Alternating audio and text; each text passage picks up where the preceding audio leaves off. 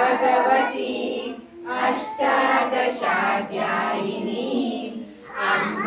त्वामनुसन्ददामि भगवद्गीते भवद्वेषिणी नमोऽस्तु ते व्यासविशालबुद्धे पुल्लारविन्दायतपत्रनेत्रा येन त्वया भारततैलपूर्णः प्रज्वालितो ज्ञानमयप्रदीपः प्रपन्नपारिजाताय स्तोत्रमैत्रैकपाणये ज्ञानमुद्राय कृष्णाय द्योत्पला शल्यग्राहवती रूपेण वहनी कर्णेन वेलाकुला अश्वत्थामविकर्णघोरमकरा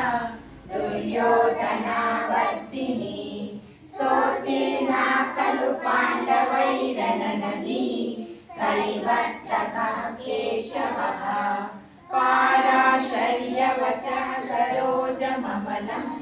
गीतार्थगन्धोत्कटम् नानाज्ञानककेसरं हरिकथा सम्बोधनाबोधितम् लोके सज्जनषट्पदैरहरः पेपीयमानं मुदा भूयाद्भारतपङ्कजं कलिमला प्रध्वंसिनं श्रेयसे मूकं करोति वाचालं पङ्गुं लङ्घयते गिरिं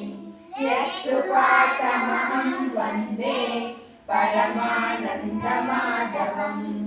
सर्वोपनिषदो गावो दुग्धगोपालनन्दनः पार्थो वत्सः सुधीर्भोक्तम् दुग्धं गीतामृतं महत् शान्तकारं भुजगशयनं पद्मनाभं सुरेशं विश्वाधारं गगनसदृशं मेघवर्णं शुभांगं लक्ष्मीकान्तं कमलनयनं योगिविद्यानगम्यं वन्दे विष्णुं भवभयहरं सर्वलोकैकनाथम् यं ब्रह्मा वरुणेन्द्ररुद्रमरुतः स्तुन्वन्ति दिव्यैस्तवैः वैदैः साङ्गपदक्रमोपनिषदैः